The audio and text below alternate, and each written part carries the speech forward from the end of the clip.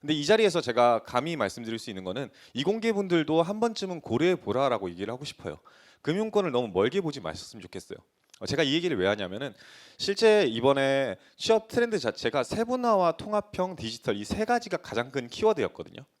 근데 인문계가 됐던 이공계가 됐던 이 세분화 과정 때문에 사실은 여러분들한테 직무는 다 열려 있다를 얘기하고 싶어요. IB 같은 경우에는 인프라 금융이라고 해가지고 실제 투자를 한다라고 하면은 기존에 있는 이런 도시라든지 건축 재생들에 대해서도 투자를 해야 되거든요. 근데 이게 투자를 했을 때 과연 그만한 효용성이 있는가에 대한 질문을 하면 답변을 할 수 있는 은행원은 거의 없어요.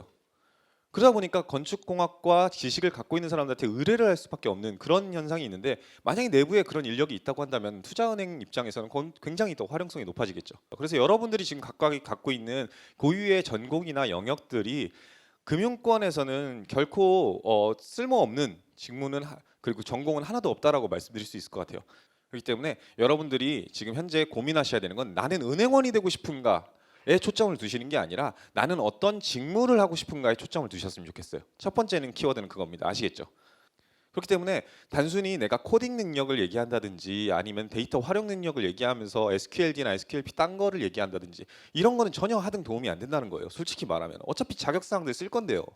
반대로 여러분들이 행원이 되고 싶다라고 해가지고 디지털 역량이 너무 걱정돼서 지금 IT 수업을 들으려고 그래요. 도움이 될지도 모르겠지만 그건 중요하지 않아요. 가장 고민의 시작 단계는 왜예요, 왜? 어떤 걸 개발해야 되는데요? 뭘 개발해야 되는데요? 과연 좋은 상품과 서비스를 어떻게 개발할 건데요? 그거의 시작점은 여러분들 손에 달려 있어요. 그렇기 때문에 지점에서 그런 고민들을 하는 그 요소마저도 사실은 디지털 역량일 수 있다라는 거예요. 디지털을 단순히 결과값을 산출하는 도구로서 보시는 것이 아니라 전후 과정을 모두 아우러서 프로세스 상에서 내가 어떤 부분을 기여할 수 있을지를 집중하게 되면 그거야말로 디지털 역량이라고 저는 자신 있게 얘기할 수 있어요. 아시겠죠? 자, 그래서 결론은 우리는 직무 중심으로 가야 된다. 필기 중심으로 가야 된다. 그리고 가점 준비를 해야 된다라고 얘기를 하고 싶어요. 직무 중심으로 가야 되는 이유 첫 번째는요.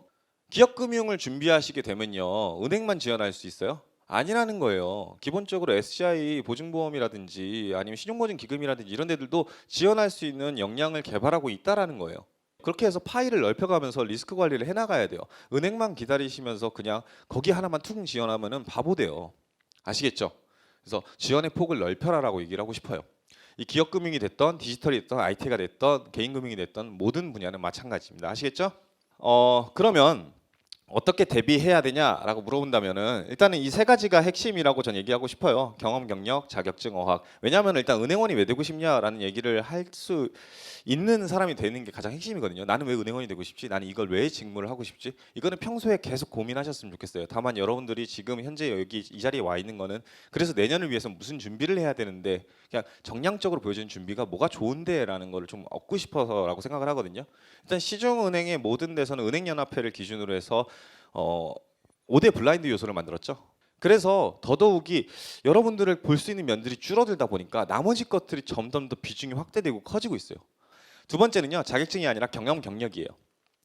사실은 여러분들이 사실 이 경험 경력이 없어도 취업을 되고요, 어학 점수 없어도 취업이 되고 자격증 없어도 취업이 됩니다. 근데 생각보다 많은 친구들이 가장 걱정하고 고민하는 게요, 면접에서 무슨 얘기를 해야 될지를 막막해 한다라는 거거든요.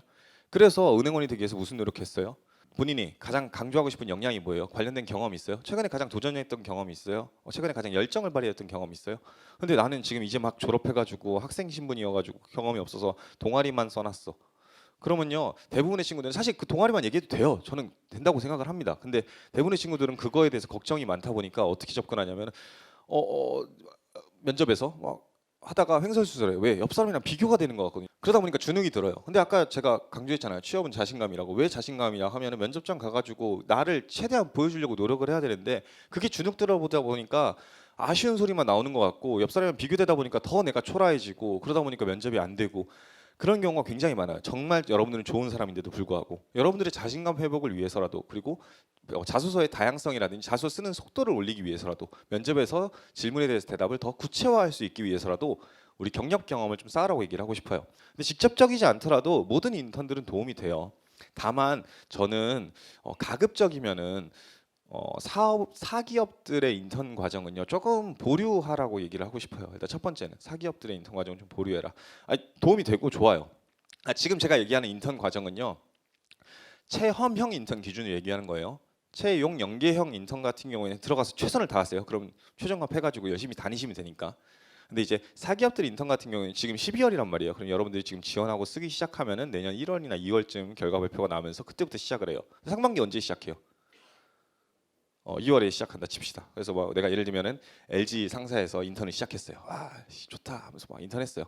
자 그래서 2월 됐고 3월 됐어요. 공고가 떴어요. 난 진짜 은행을 가고 싶은 사람이서 은행을 다 썼어요. 다행히도 필기 시험은 주말에 있죠. 필기했어요. 근데 이게 웬걸? 면접이 다 잡힌 거예요. 나이스. 자 이제 어떡할 거예요? 인턴을 하고 있고 면접은 4군데가 잡혔어요. 화, 수, 목, 금. 웬만한 공기업들이면 대부분 면접이 잡혔다 그러면 보내줘요. 보내주게끔 돼 있습니다. 저 면접 다녀오겠습니다 하고 하면 공가를 내주는 데가 대부분이에요. 아시겠죠? 그래서 취업 프로세스와 병행할 수 있다는 게 가장 좋은 이점이에요. 그래서 공기업 인턴을 좀 활용했으면 좋겠고요. 하지만 제일 중요한 건 뭐다? 필기예요, 필기. 다른 건 다 필요 없이 솔직히 말하면 여기서 뭐가 제일 중요하냐면 필기 준비예요. 근데 필기 준비를 몰빵하게 되면 아까 얘기했지만 그게 성취도가 바로바로 보이는 게 아니어서 여러분들 자괴감에 더 빠질 가능성이 높기 때문에 이런 계획을 좀 구체화 시켜 놓고서는 그 다음 단계로 접근하라고 얘기를 하고 싶은 거고요. 필기는요 하루아침에 완성되고 뭐 그러는 게 아니에요. 꾸준한 게 중요해요. NCS 여러분들 보셔서 아시겠지만 문제들이 어렵나요? 문제 자체는 어렵지 않아요. 솔직히 말하면 문제 자체는 어렵지 않아요. 근데 이 NCS를 공부하면 좋은 점은 뭐냐면요. 여러분들이 은행도 지원할 수 있을 뿐더러 공기업들도 같이 지원할 수 있게끔 되는 요소기 때문에 내가 공기업을 지원하고 싶으신 분이어서 이 자리에 앉아 있다라고 하면은 은행도 꼭 지원해 보셨으면 좋겠어요. 기본적으로 NCS를 기반으로 하기 때문에 필기 시험에서 당락이 거의 좌우되는 경우가 많아요. 자격증 하나 없고 경력 하나 없는데도 은행 들어가는 경우가 그런 케이스이기도 하고요. 반대로 은행만 준비하다가 갑자기 건보 들어가는 케이스도 있어요. 그런 친구들은 또 이런 NCS가 공부가 돼 있기 때문에 그런 거거든요. 그래서 여러분들이 리스크 관리를 책임져줄 요소이기 때문에 의사소통력, 수리 능력, 문제 해결 능 중심으로 NCS를 좀 공부했으면 좋겠다. 마지막 팁인데 디지털 인재가 아닌데 이 부분은 아까 설명을 충분히 했기 때문에 좀 이따 또 혹시라도 더 이해가 안 되신다면 물어보셨으면 좋겠고요.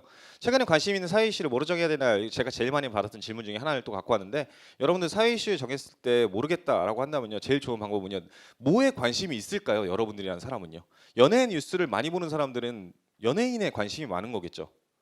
나는 A 은행을 지원하는 사람이면 기업 금융 담당자로서 지원하는 사람이면 뭐에 관심이 많겠어요. 그걸 조금만 고민해 보시면 어떤 이슈를 정해야 될지에 대한 답이 나오실 겁니다. 아시겠죠? 금융권 IT를 준비하고 싶어가지고 계속 준비하는데 완전히 개발보다는 사실 운영을 더 많이 하는 그런 안정적인 면이 있어서 사실 거기를 좀 제 목표로 하고 있는 거였거든요. 대부분의 NCS는 기본적으로 의사소통 영역이랑 문제 해결 영역이 제일 어려운 파트거든요. 근데 그거에서 시간 관리를 하는 거 연습을 하는 거는 5급 피셋이나 5, 7급 민간 경력자 일괄 채용 시험에서 1차 시험 문제들 사이버 국가고시 센터 들어가면 다 있어요. 기출 문제들. 그거를 풀어보는 걸 연습하고 그거를 한 문제당 2분 잡고선 풀어보는 거를 연습을 해가지고 5문제나 10문제를 10분 이렇게 해서 끊어서 풀어보고 그거를 틀렸다고 한다면 왜 틀렸을지 고민해보고 내가 만약에 그걸 시간 줄이는 방법을 도저히 못 찾겠으면 그거를 스터디를 하는 방식으로 좀 바꿔봤으면 좋겠어요. 그게 아마 좀 도움이 되지 않을까 싶습니다.